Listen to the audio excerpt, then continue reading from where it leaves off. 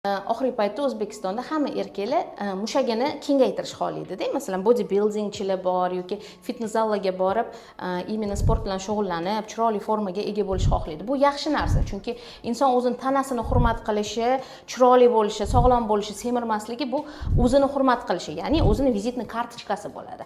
Zo'r, lekin hamma fitness zalga borayotgan, body building bilan shug'ullanayotganlar testosteron qilishga yoki HGC gormonlarini qilishga, ko'p preparatlarni qabul qilishga o'rganib qolishdi. Bu bizaga zarar. Nimaga? Chunki u erkaklar juda ko'p gormon qabul qilgani hisobiga urug'lantirish xususiyati tushib ketyapti. U insonlarni farzandsizlik kutyapti. Juda ko'p yoshlar kelishadi hozir. Ularda tekshirilganda umuman farzand ko'rish xususiyati yo'q bo'ladi.